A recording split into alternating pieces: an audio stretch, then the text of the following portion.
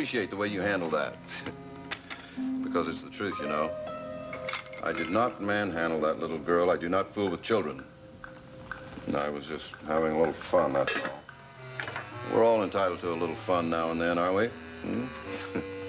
You know, I was just thinking of the good old days when Miss Martine was living with us. Stop drinking, Gunther. Your nostalgia is making me sick. Well, we had fun in those days, Mr. Whitney.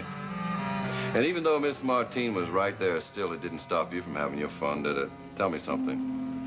Is it going to be the same with you and Mrs. Whitney? I think I'm going to bed. And I think you're going to sit right there. Well, come on, you can tell me. Hmm? You're not a one-woman man any more than I am. Hey, wait a minute. Is that the reason for all this? Is that the reason you decided to get rid of your blushing bride because you knew it couldn't be the same with her? Hmm? Yeah, I'll bet that's it. Yeah, I think you suddenly realized what a big mistake you had made, and you found out that it's not so easy to get rid of a wife legally without paying out a lot of money. Well, same thing happened to me, you know. That rotten first wife of mine, she took me for a bundle. Well, is that the way it was? Oh, come on, you can tell me. You're my pal now. If you think you can blackmail me into being your drinking buddy, you're nuts. Well, I was just kidding. Well, well, more company, huh? Unless, of course, Mrs. Whitney forgot her keys. I tell you, that lady has got to be more careful with her keys.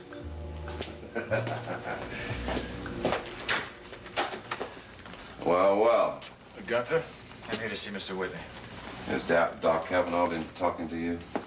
Not recently. Why? Should he have? No. Yeah, Mr. Whitney's here.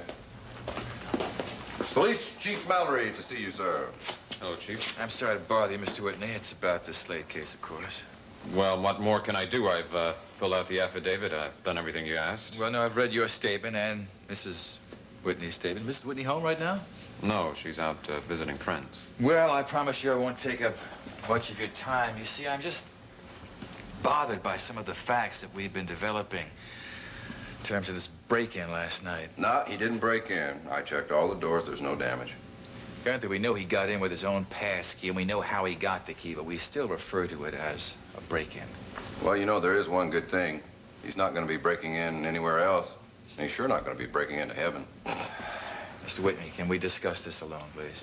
Yes, Gunther, why don't you go clean some silver or something? Yes, sir. That's a good idea, Mr. Whitney. I'll just clean some silver. Hey, maybe I'll just polish your little boots for you, huh? I'll get right on that.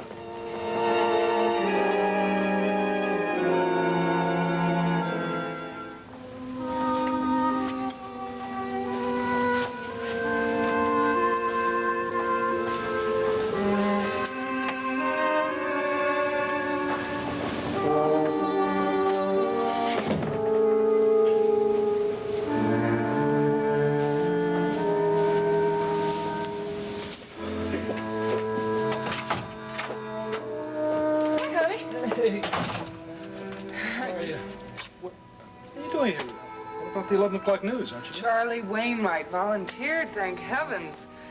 Oh, it's so good to be home early for a change.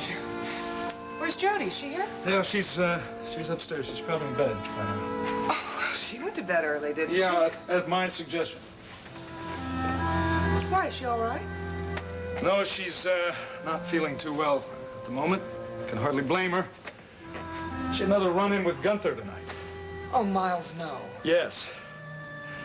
This time she was assaulted in the Whitney home.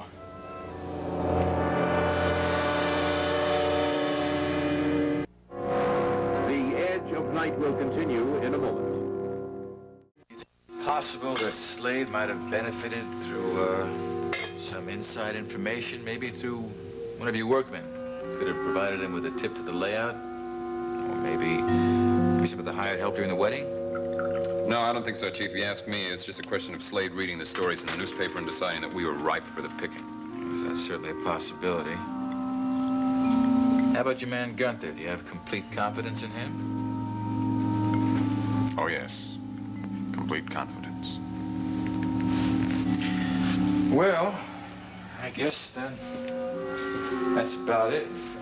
No, one more thing. The items that Slade packed together that he was going to take with him. Have you had a chance to look through these yet?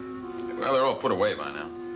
Oh. Well, did you notice that anything was indeed missing?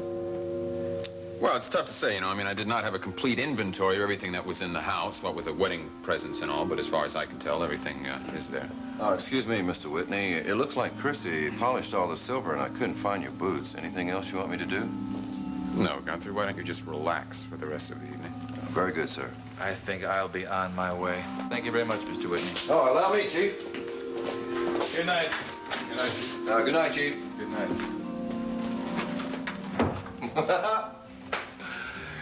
You know, I just heard about the stuff that Romeo was supposed to take. Well, come on now. You didn't tell him to rob the house, did you, Mr. Whitney? I'm going to bed. Yeah, well, one of the most valuable items that was in the house wasn't here when Slade busted in.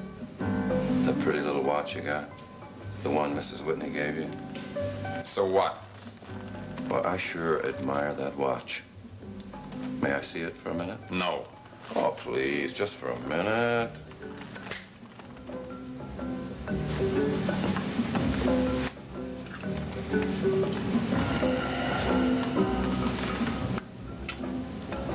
Oh, I sure admire this watch. It has my initials, you know. GSW. Well, they're not in the right order, but that doesn't matter. You know, I would be eternally grateful if someone would give me this watch. How about it? You're mad. Give me that watch. Nah, I think you should give it to me as a token of your esteem for my loyalty.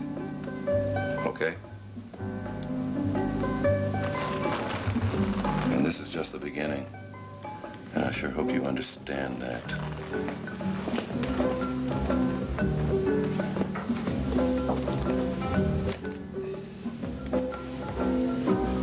Oh, yes, Gunther, you are so right. This is only the beginning.